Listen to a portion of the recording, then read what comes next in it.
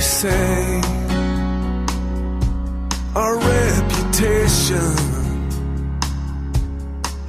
needs a new coat of paint and a delicate melody. But I say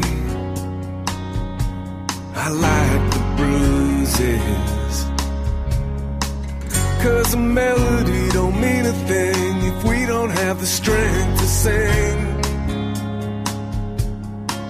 And I won't be made to ever feel ashamed that I'm American made.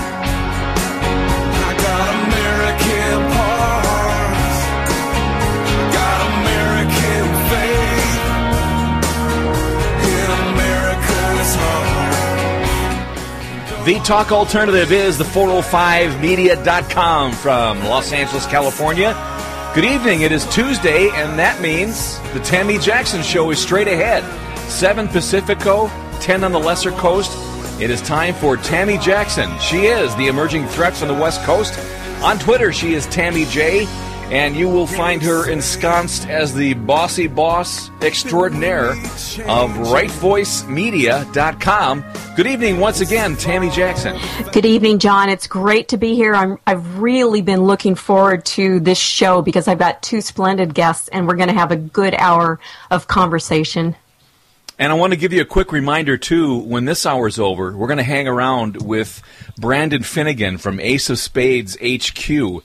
They have what they call a decision desk, and this guy is way ahead of the curve in predicting races, and there are a number of primary races going on tonight, notably Kentucky, which is over, Georgia, which is almost over, and your state of Oregon as well. So Tami and I and Scott Jones and Brandon Finnegan will be live after this show. I know it's past your bedtime out there in the universe in the chat room, but stick with us, and you'll find I think it's worth it. So anyway, let's say hello to our guests. Ann Scott Tyson, war correspondent with a decade of combat experience, beginning with the invasion of Iraq. She has written for Christian Science Monitor and the Washington Post and contributed to the Wall Street Journal. A Pulitzer Prize nominee, Tyson is a graduate of Harvard University with an honors degree in government and has studied economics and business at Columbia University. So good evening, Ann Scott Tyson. Good evening. It's great to be here. And it's a twofer because we also have Special Forces Major Jim Gant, decorated Green Beret, who spent years training indigenous fighters and argued for embedding autonomous units with tribes across Afghanistan. Both General David Petraeus and Admiral Eric Olson approved and greenlighted Major Gant's plan to win the war in Afghanistan by earning the trust of the Afghans, one tribe at a time. And Ann and Jim are now married and live in Seattle, Washington. So good evening to you, Major Jim Gant. Thank you very much. It's very nice to be here talking with you guys tonight. You know, Ann Tyson and Jim Gant, I want to thank you so much for taking the time to be on the show tonight.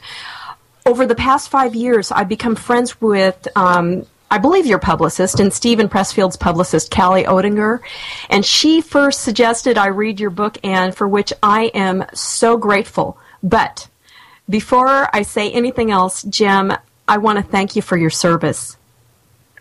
Well, thank you very much. It was my honor, and I would do it again in a heartbeat. But thank you very much for telling me that. I really appreciate it. You bet. I want the listeners to get more of a sense of who you both are. And I immediately related to you in the book. My dad was a prof and then a research scientist, and my mom chose to be a stay-at-home mom. And I'm going to read some things out of the book as we go through the interview. But on page 5, you write about your upbringing. You say, as a Kansas native, along with my parents, I drew inspiration from the pioneer roots and open prairies of my childhood. Growing up in Seattle, Ireland, and Greece, I was given every advantage a middle-class family of 6 could offer. My dad, an economics professor, had high expectations for me and never handicapped me because I was a girl. He taught me to sail, ski, do math, and change a tire. He had the wisdom to make me work at a local Texaco gas station at the age of 14. My first task was to clean the men's bathroom. My mother, who had a master's degree in education but chose to be a stay-at-home mom, taught me courage and advised me to always have the ability to be independent.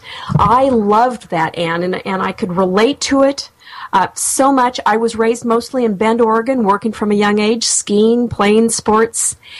And I also noticed, Ann, that you spent a year at the Institut d'études politiques in Paris.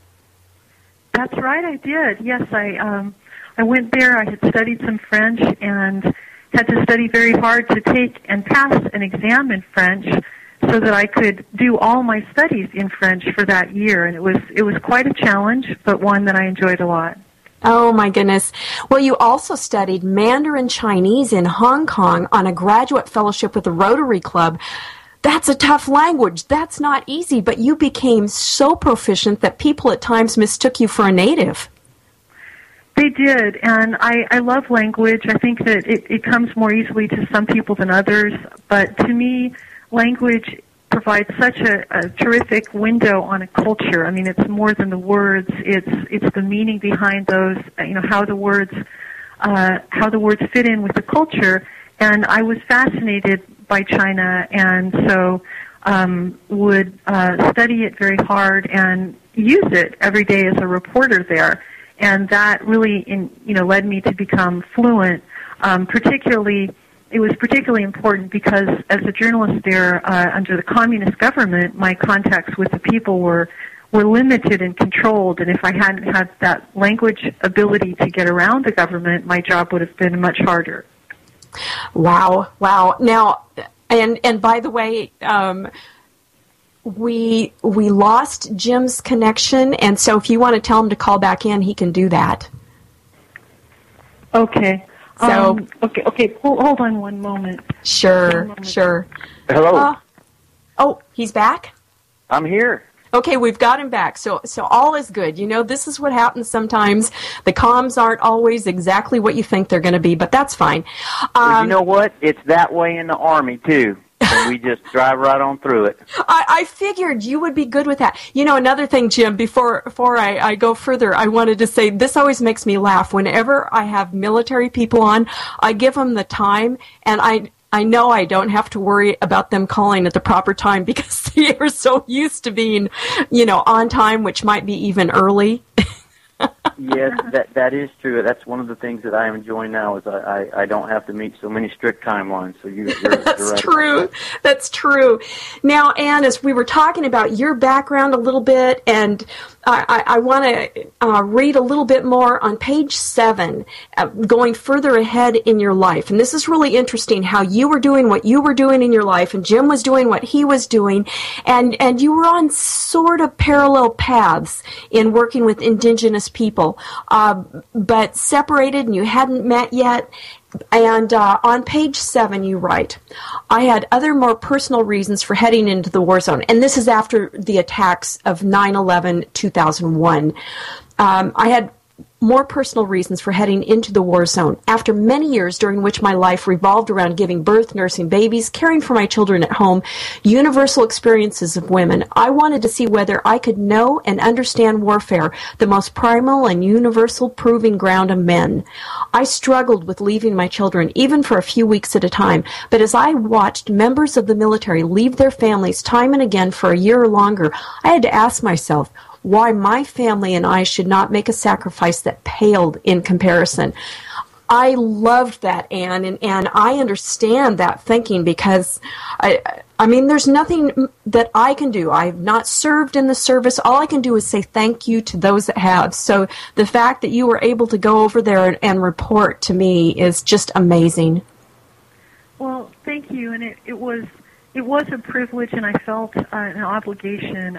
I didn't set out to cover the military. After 9/11, I was asked by my editor if I would do it, and it just dawned on me, despite the fact that I still had young children, it dawned on me that I needed to use my journalistic skills. And once I started off in that, I discovered very quickly that there was a real gap in the public's knowledge of many, many basic facts and details about the military.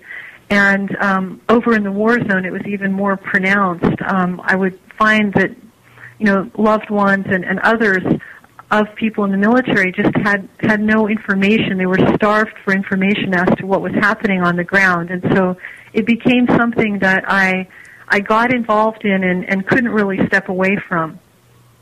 Yes, and I love that because I know I've had cousins that have been over there and friends that have been over there downrange, and I know how precious the information is. I want to read a little bit more about Jim. I was given a bio from Ann, and it's a little more extensive, but I'd like to read it so people know how much you've really done. And because I suspect, and Ann will probably second this, that you're like many people I know that have served our country. You feel like it's such an honor, and you don't really talk about it that much unless we make you. So I'm going to read this, if you bear with me. Jim Gant enlisted in the Army straight out of high school in Las Cruces, New Mexico at the age of 19, intent on joining the Special Forces. In 89, he passed a grueling selection and earned his Green Beret and Special Forces tab. In 90, he took part in the first Gulf War as a member of the 5th Special Forces Group and was promoted to Staff Sergeant. Jim enrolled in college and joined the Reserve Officer Training Corps, ROTC, at New Mexico State University. He was commissioned in the U.S. Army as a second lieutenant and infantry officer in 95. He spent 4 years as a lieutenant, 2 years as an infantry platoon leader, 2 additional years as a scout platoon leader. He then volunteered for and was accepted into Special Forces training, again as an officer. He was a captain and going through Special Forces training when terrorists attacked the U.S. on September 11, 2001. Jim led a Special Forces team, Operational Detachment Alpha, and throughout the book it's referred to as ODA 316, in Afghanistan's Konar province in early 2003. There he met the Pashtun tribal leader Malik Noor Afzal for the first time. Jim deployed again with his Special Forces team to Helmand province in 2004. Jim was then handpicked to lead a special projects team for the next 2 years. In 2006, he volunteered to go to Iraq, which was embroiled in a civil war. After 14 consecutive months of direct combat, Jim returned to the U.S. and became an unconventional warfare instructor at Fort Bragg in North Carolina. In 2009, Jim, with the help of a close friend and author, Stephen Pressfield, who, side note, I will be interviewing next month concerning his book, The Lion's Gate.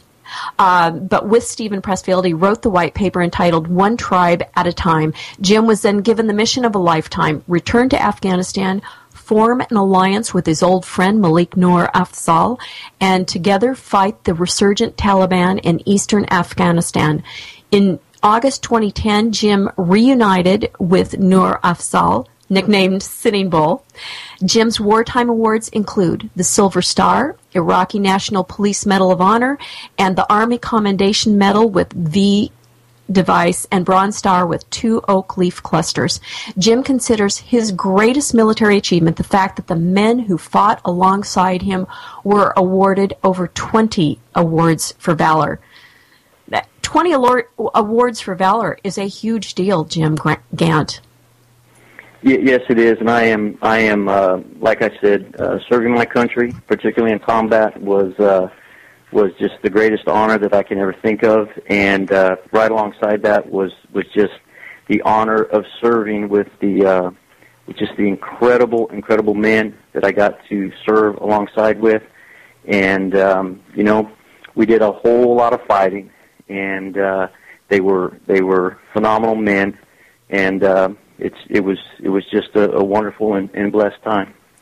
Wow! Now this book, Ann, it has many themes running through it, topics that you address. And once again, I think everybody, they need to get this book, American Sniper, by Ann Scott Tyson. It's fabulous, and I have it linked on the show page. You can go to the picture or the title. It's hot linked over to Amazon, and you need to get this book. You will learn so much about special forces, about many of these topics we'll be talking about tonight, and about Afghanistan and the tribal system there.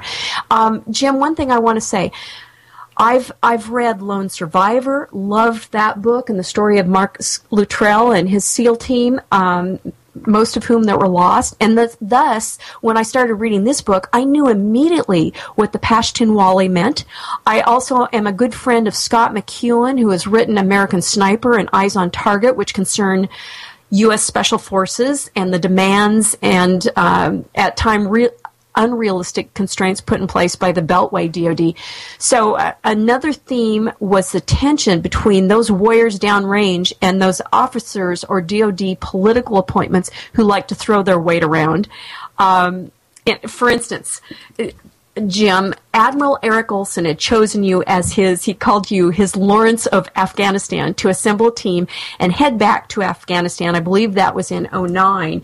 But then something happened, and on page 61, Ann writes, Olson had plucked Jim out for the mission, and together with Petraeus and McChrystal, issued a by-name request to change his orders from Iraq to Afghanistan. But as Jim soon learned, Olson's command and those of Mulholland and Rapace under it were by law headquarters dedicated to providing forces, thus had no limited or authority over overseas combat operations. They were designed to train and equip forces to supply them to the overseas combatant commanders running the wars. Those commanders, mainly conventional military officers who were often risk-averse and wary of special operators, had the final say in employing the forces. So while Olson could create a team and try to influence how it was used, he often faced resistance from downrange. So I never knew that. And this is one more thing I learned in this book, that you guys are all trained here stateside, and you may have your superior officers that say, we want you to go over and do this, but once you get there, you're just like supplies to them, and they put you where they want. Yeah, it was actually, which is kind of interesting, when all of this happened, I did not really, I didn't deal with the bureaucracy, the higher level things, and when Admiral Olson gave me this mission and told me to prepare to execute, you're exactly right. I thought, this is a done deal. I mean, he's in charge of all the Special Operations Command, and at that time, they were also in charge of what we were calling the Global War on Terror. And so as I got everybody ready to go, as we started to prepare, one day, out of the blue, I received a message from Afghanistan, from a staff officer there, who said, you are not going to do that when you get here. And so it was, it was a pretty confusing thing. I figured out how all that worked, and as you know, I eventually did get to go over there. I did get to do what Admiral Olson, initially had ordered me to do. But then again, even there, I had pretty much two separate chain of commands. The first one was General Petraeus, General Miller, and now General Bulldog, who were extremely supportive, who gave me all the resources and the support that I needed to accomplish the mission. And as I stayed there longer and longer, that chain of command left, and I got a new chain of command in, who was risk averse. There was some personality conflicts with some of them in the chain of command, and so it kind of went downhill from there. But that was a part of this that I was not prepared for, which was, just fighting the bureaucracy of, what our military had become. Yeah, because I'm sure in your mind you thought, great, I can help the Afghanis, I can help these tribes, and we can together fight the Taliban.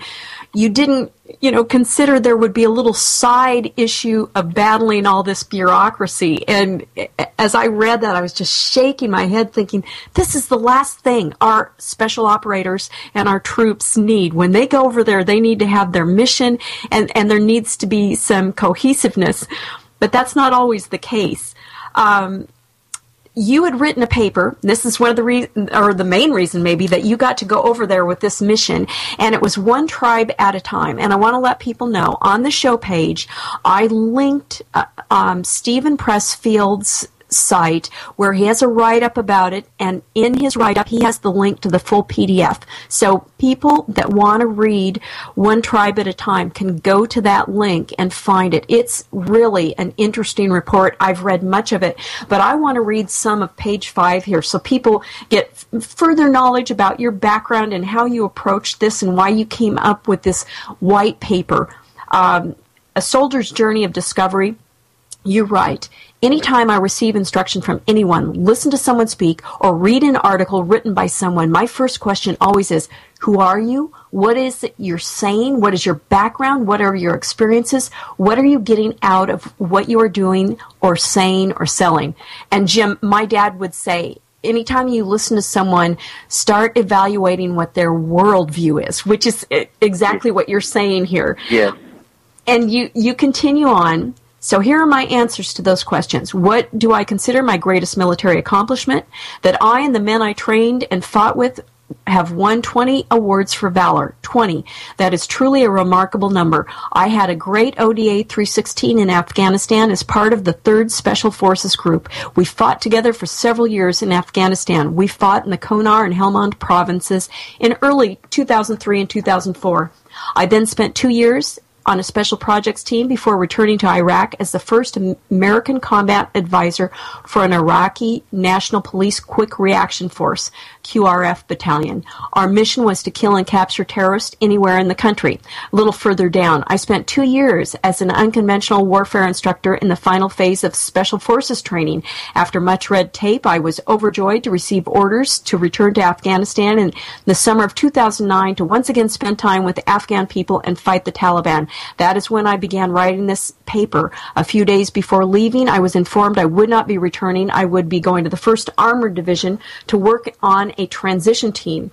I have fought with great warriors against worthy enemies in both Iraq and Afghanistan. We fought with exceptional bravery and courage at every turn, but we always fought smartly, and we're always prepared for the challenges we faced. This paper represents only a small portion of what ODA 316 accomplished in Afghanistan. It's my story of the tribal engagement between myself and Malik Noor Fazal, my team, and the rest of his tribe. We must work first and forever with the tribes, for they are the most important military, political, and cultural unit in that country. The tribes are self-contained fighting units who will fight to the death for their tribal families' honor and respect. Their intelligence and battlefield assessments are infallible. Their loyalty to family and friends is beyond question.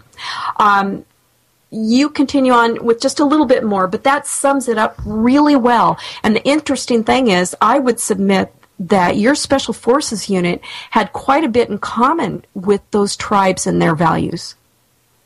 Yes, absolutely. One of the reasons that I personally and my team did so well in that environment there at that particular time was that we ourselves were a tribe, and the eastern rural Pashtun tribesman is first and foremost is a warrior, and that's what I was. That's what my men were, and so this took many years for us to be successful. But I have always said the foundation for what we did in 2010, 2011, 2012, it was laid in 2003 by myself and my ODA. We were fighters. We went there to fight. And they truly respected that. And so, I have been a member of a Special Forces tribe and an Afghan tribe as well. And what you're saying is very correct. Wow. And it's great because the way Ann writes, she's able to bring these extract all of this so I could feel what you were feeling when you were in Afghanistan. And you two are the perfect pair to put this book out because you have so much of the experience and she has the writing talent, and it really came through. One other thing I want to touch on, which I mentioned before a little bit, is something that really makes me furious at times, and that's when we have somebody whose pronouncements affect the lives of the fighting forces downrange, and these people are often politicos that have not set foot downrange. For instance, the rules of engagement that cause hesitation and may cost lives on the parts of our troops. But another example I read about, and Jim, when I saw this that you're describing on pages 61 and 62, I was furious as well, and I think there were millions of us that were just like me and furious. What I'm talking about on the bottom of page 61, Ann has written, at 8 p.m. on December 1st, 2009, the same day Jim learned he was going to the AFPAC Hands program, President Obama stepped onto the stage at the packed Eisenhower Hall Theater at West Point to address the nation on Afghanistan. Now, he starts talking about how they're going to send in more troops, and he says, as your commander-in-chief, I owe you a mission that is clearly defined and worthy of your service. It is in our vital national interest to send an additional 30,000 U.S. troops to Afghanistan. So, Jim, at this point, you're feeling encouraged until he continues, and these are the words that got to me as well. He says, after 18 months, our troops will begin to come home. And I'll modify your immediate reaction for the sake of PG rating radio. Crap, Jim thought. Our commander-in-chief just told the Taliban how long they have to wait us out. In his view, Obama's public announcement of a deadline to begin the troop withdrawal sent exactly the wrong message to U.S. troops, to the American and Afghan people, and most important, to the enemy. Jim, I couldn't have said that better, and I bet Ann felt the same way. Anybody that knew our troops, that cared about our troops, to think that our president actually said, by the way, in 18 months, we're going home, so you can have at it. Yeah, there's you can sum that whole thing up with a Pashtun saying, which is the Americans own all the watches, but we own all the time. And that was one of the critical things that it happened. In this particular case, what we needed was more time, and to put a time scale, to put a time limit on what we were trying to do over there was extremely difficult. The mission over there got a little bit murky. And what I tried to do every single day was boil down, the mission to my guys, and they understood the mission. And it was pretty simple. It was, protect yourself, protect your kalat or your home, protect your family, protect your village, and protect your valley. And so everything that was going on the big stage, everything, I tried to boil it down to just very simply to my guys. And, time was a very, very critical factor. That did not help us very much. Yeah, because at the time when he said that, you knew you had half a year about before you could get in country to start affecting some change and working with the tribes. So that meant you guys had the stopwatch going, and that was pretty critical stuff. Yeah, absolutely. And I will say, I spent a lot of time in combat, and there was absolutely never a time like there was when we first got to Afghanistan, when General Petraeus took over. I can tell you that we knew that we were on the clock. He knew that he was on the clock, and it was the only time that I've ever been in combat where I felt that pressure every single day. I felt the pressure every single day. Every single day mattered. Every hour mattered, and we just didn't at that point have a lot of time, and it was a critical factor in ultimately what ended up happening. Yes. We need to take a quick break. I purposely ignored the 15-minute break because I wanted to keep going because I think this is so important. This book that Ann Scott Tyson has written, American Spartan, and about Special Forces Major Jim Gant. I want everybody to get the book. I want them to listen to what we're talking about. And the book is just full of amazing facts and heart-touching story. This is Tami Jackson. I will be back on the other side with my guests, Ann Scott Tyson and Major Jim Gant.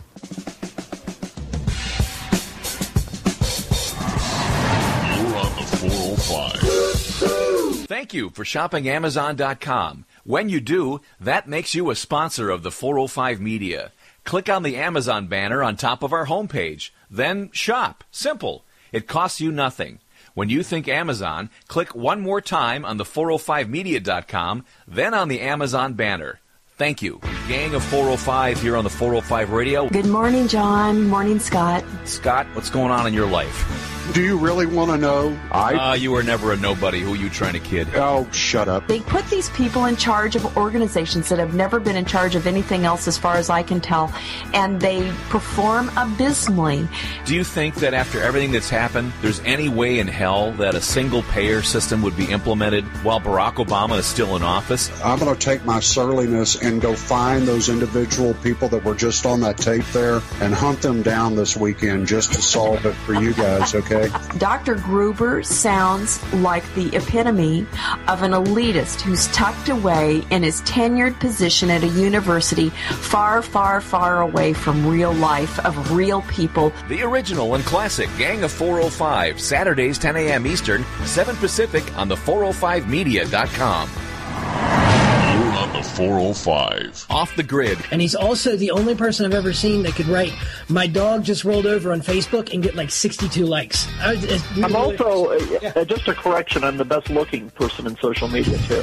Off the Grid with Matt Hochman and Beckett Adams. You have men in the United States Army running for cover and hoping the police show up. You know, the base is a soft target that's filled with brave Americans, but they got their hands tied. I'm sure the jihadists completely consider it a soft target. It's like a shopping mall, or like you said, a school. It's probably worse than a shopping mall, because at least here in Arizona, you're allowed to carry. In several of these shootings, Jared Lautner in Arizona, the Sandy Hook shooting, a number of these shootings always involve somebody who was desperately unhealthy in the head, but for some reason the argument always turns into, get away from my gun. What can we do to maybe help people like this? Wednesdays, 9 p.m. Eastern, 6 Pacific, only on the 405media.com. On the 405. Voces Latinas. Rubio has 100% rating from AFP. He has like a 97% rating from Heritage. He votes wildly conservative, more conservative than 98% of senators on 98% of the issues. Why fire Rubio over one issue? Voces Latinas, live, only on the 405media.com. We don't want to fire Rubio over one issue. We had 40 Hispanics walking around, and all they see, is pink slip Rubio, pink slip Rubio. Pink slip to me is fire. Voces Latinas, Mondays, 10 p.m. Eastern, 7 Pacific, only on the 405media.com. But is it strategically smart to publicly heckle and call him a traitor? Rubio was lambasted publicly by Limbaugh. Michelle Malkin screams shamnesty like it's her job. I mean, shamnesty, shamnesty. Air your grievances with Rubio all you want, but I can't help it when I work with the Latino youth community trying to make them conservative, bring them to the conservative movement, and they're all like, well, Rubio's the only one that cares about us, and they hate him. They yell shamnesty at him. You're on the 405. CSC Talk Radio is proud to be a part of 405media.com. Listen to Beth Ann and Common Sense Conversations Talk Radio, weeknights, 8 p.m. and 1 a.m. Eastern, here on the 405media.com.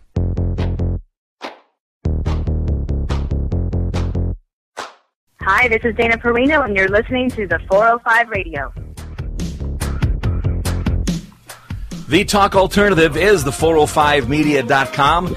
Don't forget, if you're listening live, a special Decision Desk Hour with yours truly, John Grant, Tami Jackson, and Scott Jones, and Brandon Finnegan from Ace of Spades headquarters.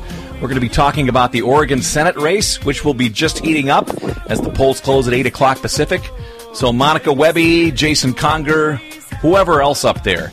That will be live right here on the 405media.com. In the meantime, back to the Tami Jackson Show. Here's Tami. Thanks, John. I am continuing my conversation with author Ann Scott Tyson and Special Forces Major Jim Gant. I'm taking calls at 877-297-8022. We are talking about the book that Ann has written in coordination, of course, with Major Gant, American Spartan. It's significant. You need to get the book. I've got it linked on the show site. But right now, I have a call, and this is pretty special stuff. Jason, are you there?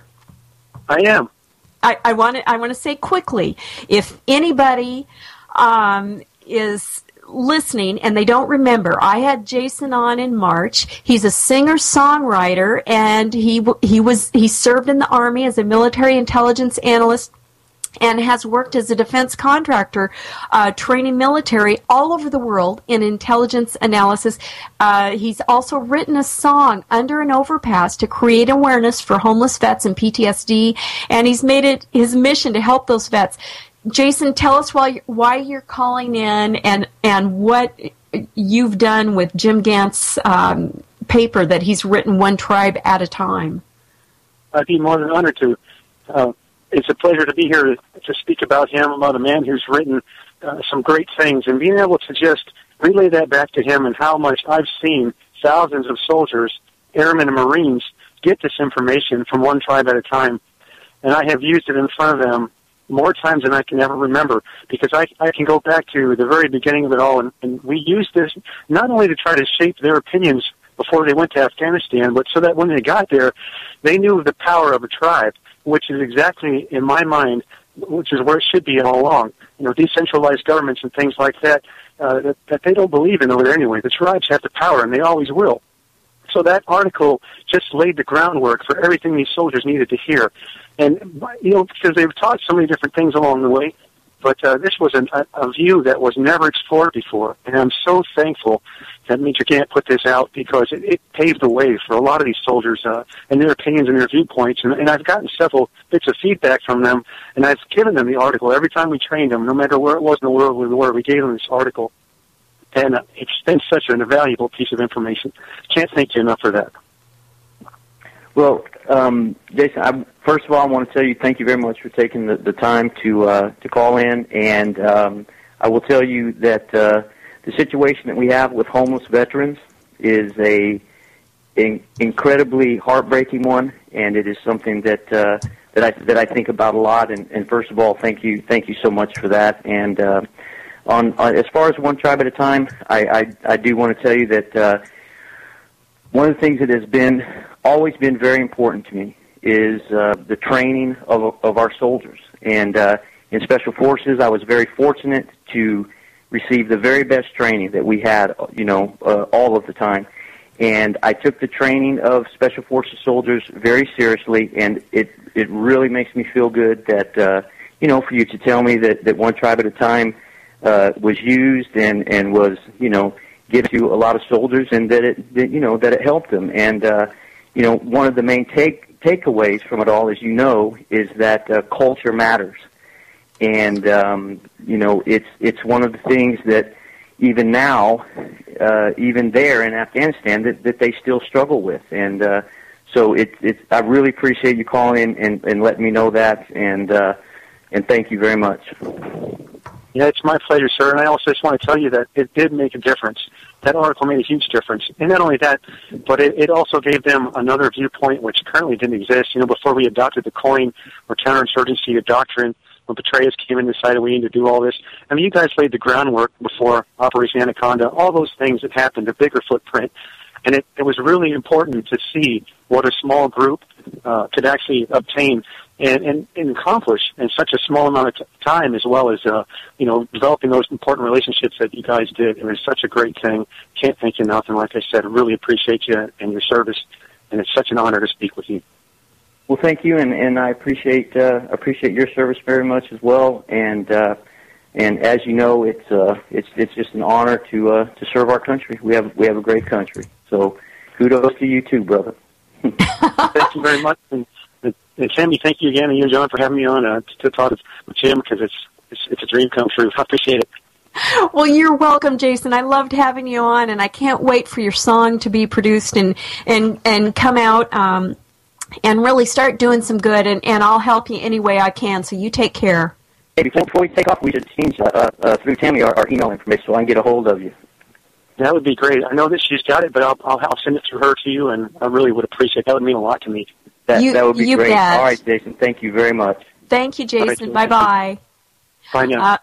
I will be happy to facilitate that. I was so excited when he messaged me and told me that. I thought, oh my goodness, this will be great for Jim to hear, because I imagine that Ann and Jim, you write the book or you write your article, and you don't always know it goes out there, but then what happens? Well, Petraeus saw it, and Stephen Pressfield saw it and helped you with it, but you don't know beyond that how much impact it has. So to hear from someone like Jason is really a terrific thing. Another thing in the book that you two were very open about, and this is an interesting thing, was and this is a topic that needs to be addressed, are special forces abusing drugs and alcohol. And Jim, you were up front, and you allowed this to be in the book, that you self-medicated quite a bit. And I have to tell you, as I'm reading it, it wasn't something that I said, oh, for crying out loud, what's wrong with these people? Why can't they be disciplined? My first thought was, well, yeah, considering special forces, they live in a life-threatening, dangerous situation 24/7 that demands alertness and flight or fight response around the clock. My first response was, of course, I can see someone needing to turn off that whole neurological system sometimes. And what do you do when you get into that situation and you're a warrior and you're ready to go and you're ready for life, threatening danger around the clock? I can see this happening. And you write about that very forthrightly in the book.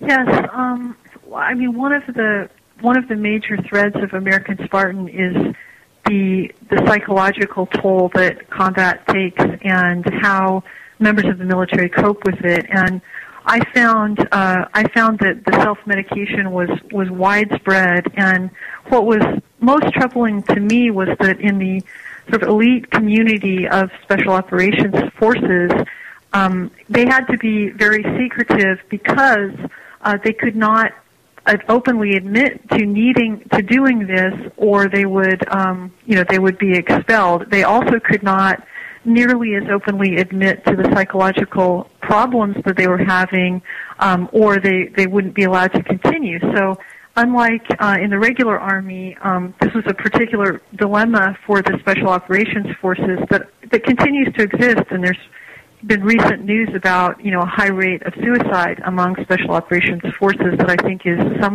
somewhat a result of the fact that they do not open up and talk about the psychological problems they're having.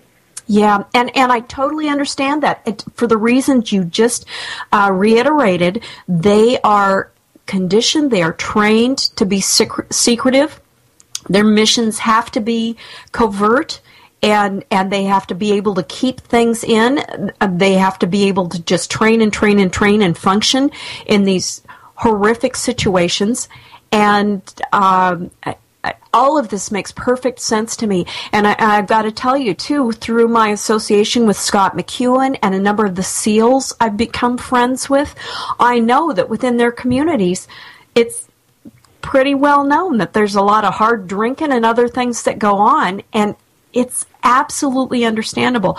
But I want to read a little portion you wrote on page 335. 80 to 90% of teams downrange have alcohol, said a senior Special Forces non-commissioned officer. It is rare not to.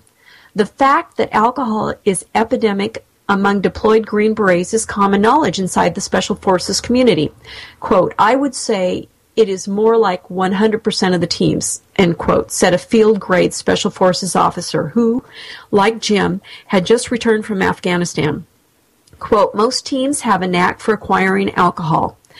End quote. He said, it was also well known that a significant but smaller percentage of Special Forces soldiers used steroids while deployed. Many teams also hoarded prescription narcotics in case of injuries, said another Special Forces officer. Now, that's something else that I fully understand, because if you are, as Jim, as you were when you were in eastern Afghanistan and in the village, and you're far removed from things, and it's tough to get supplies, it's tough. You had a hard time getting cash, you had a hard time getting supplies. You're supposed to have this whole chain of procurement in the military, but when you're isolated like that and on a special ops or black ops or what have you, obtaining that stuff is tough. So I could see where people would kind of hoard the narcotics for injuries and things, but everything combined really creates the perfect storm for self-medicating, doesn't it? Yeah, absolutely. And one of the things that I am most proud about American Spartan is the honesty to which it's told. There was a lot. It's difficult to have your life put out there like that. But one of the things that Ann and I set out to do was just to be absolutely brutally honest, and that is one of the things. I am not the only one who suffers from PTSD, moral injury, TBI, and then hundreds and hundreds of other nicks and bruises and scars and scrapes and not being able to sleep. And it is a very, very demanding environment. And I did the very best that I could, as do all of us who are down there. And the thing about it for me is that Ann was there, and Ann was able to help me through those times. And that's one of the things that has gotten lost in all this, was that Ann was an incredible addition to the actual mission. And one of the things is that psychologically, she was able to help me through those dark times, even downrange. Yeah, and that's so apparent. That's another thing about this book. If people think, well, gosh, this is a special forces book or whatever. No, this is a great story. You've got battle. You've got people dealing with all of these things in the military. You've got the tribes, and you even have a romance thrown in. It's a terrific book, and I just, once again, would tell people they need to click on the link and get this book. Let's take a quick break. This is Tami Jackson. I'll be back on the other side with Ann Scott Tyson and Major Jim Gant. You're on the 405. Thank you for shopping Amazon.com. When you do, that makes you a sponsor of the 405 Media. Click on the Amazon banner on top of our homepage. Then shop. Simple. It costs you nothing. When you think Amazon, click one more time on the 405media.com, then on the Amazon banner. Thank you. Voces Latinas. Rubio has a 100% rating from AFP. He has like a 97% rating from Heritage. He votes wildly conservative, more conservative than 98% of senators on 98% of the issues. Why fire Rubio over one issue? Voces Latinas, live, only on the 405media.com. We don't want to fire Rubio over one issue. We had 40 Hispanics walking around, and all they see, is pink slip Rubio, pink slip Rubio. Pink slip to me is fire. Voces Latinas, Mondays, 10 p.m. Eastern, 7 Pacific, only on the 405media.com. But is it strategically smart to publicly heckle and call him a traitor? Rubio was lambasted publicly by Limbaugh. Michelle Malkin screams shamnesty like it's her job. I mean, shamnesty. Air your grievances with Rubio all you want, but I can't help it when I work with the Latino youth community trying to make them conservative, bring them to the conservative movement, and they're all like, well, Rubio's the only one that cares about us, and they hate him. They yell shamnesty at him. You're on the 405. Freedom is never more than one generation away from extinction. The Friddle Show. Gay marriage is not even legal in Arizona, so how is this cake discussion even relevant? The Friddle Show with Crystal Heath. I mean, this bill, I read it today. You can read it. It's 2 2 pages long. The Friddle Show, live Monday nights, 9 Eastern, 6 Pacific. It's become acceptable to sleep around. Did you know that only 3% of Americans abstain from sex until they're married? The Friddle Show, family-friendly, politically incorrect news commentary from a young Christian conservative perspective. And if my disagreeing with a lifestyle due to my religious beliefs is now the same as hatred, then I apparently hate 97% of Americans. Live original talk only on the 405media.com. The president, he wasn't too far off base when he said that we're no longer a Christian nation because, quite frankly, we're not. The general populace does not have a biblical worldview. You're on the 405. This is Katie Pavlich. You're listening to the 405 Radio. The talk alternative is the 405media.com. Once again, want to remind you, live listeners, Ace of Spades headquarters decision disc own Brandon Finnegan, live with Tami Jackson, me, John Grant, and Scott Jones. At the top of the hour, we'll be talking about the Oregon Senate race and everything else going on out east, Kentucky, Georgia, all the leftovers, basically. Meantime, final segment of the Tami Jackson Show is straight ahead, and here is Tami. Thanks, John. I am back for my final segment with my marvelous guests, writer Ann Scott Tyson and Major Jim Gant, and we're talking about the book American Spartan that Ann has written. And I didn't mention this before, but I want to talk about the fact of the Spartans and how that theme also goes throughout the book and why there is a Spartan mentioned and why it's in the title. On page 100, Ann writes about your team, Jim. As the team bonded and fine-tuned their combat skills, Jim realized he needed to somehow give his men a more meaningful mission than kill or capture, which, by the way, side note, is the common mission that these guys are given when they go downrange. Continuing on. So he gathered them together one night in the operations center and told them the story of the 300 Spartan warriors at the epic Battle of Thermopylae in the 5th century BC. Shoulder to shoulder in a narrow gorge, the Spartans held out to the last man against an onslaught by thousands of Persians. Jim's expectations, he said, was for his men to fight and show bravery together with the same warrior ethos that defined the Spartans. He showed them the Greek letter lambda he had tattooed on his left forearm shortly before they left Fort Bragg. The lambda stood for Laconia, the Spartan homeland in ancient Greece, and appeared on the shields that Spartan warriors wielded in an impenetrable phalanx. Together they were invincible, he told them. That was the mission. They all accepted that. It was what we all needed, he said. The next day, Jim turned to his men, and they put on their body armor and ready to roll out the gate and hit another target. A Spartan never asks how many, just where they are, he said. It became a way of life for them. And, you know, there's another point in the book, Anne, where you quote what the Spartan women said, where return with your shield or on it. I believe that's right? Yes. I loved that. Yeah, well, it's that. I mean, I believe that one of the reasons, historically, that the Spartans were so strong did lie in the strength of their women. And ironically, I found myself in that position, involved in a relationship with Jim where, despite the fact that I knew what he was doing and what we were both doing was very risky, I had to encourage him every step of the way. I never could express worry about him or that he shouldn't keep going. And so I did give him a photo with that phrase, with it or on it, to encourage him.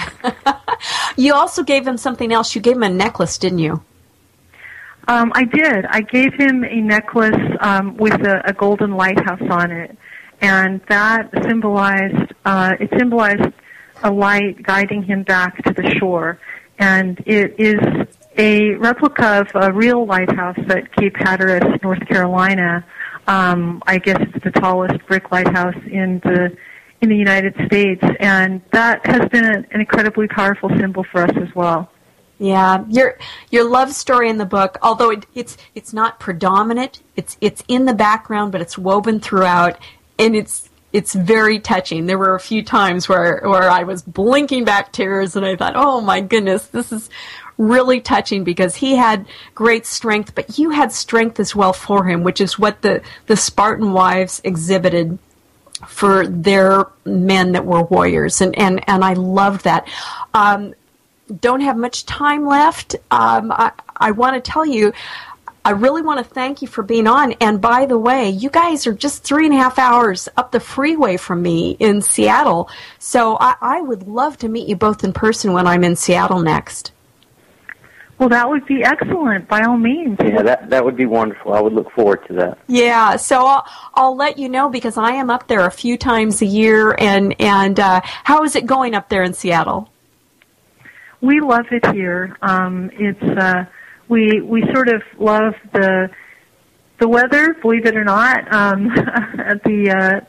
The quiet calm of of those drizzly, rainy days, right. and then the beauty of the sunshine, which we're having and enjoying a lot here these days.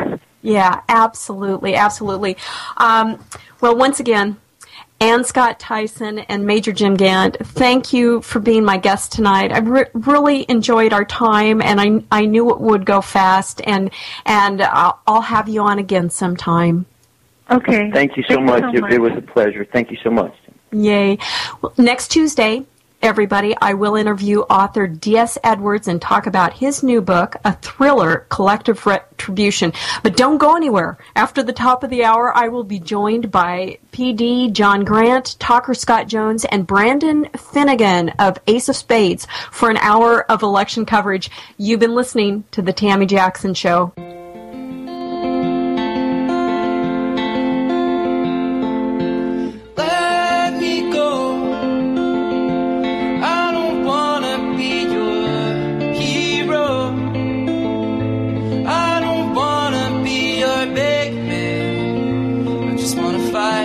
Everyone else, your masquerade. I don't wanna be a part of your parade. Everyone deserves a chance to walk with everyone else. While holding down a job to keep my girl around. Some new strings and her a night out on the weekend. We can whisper things, secrets from our American dreams. Baby needs some protection, but I'm a kid like everyone.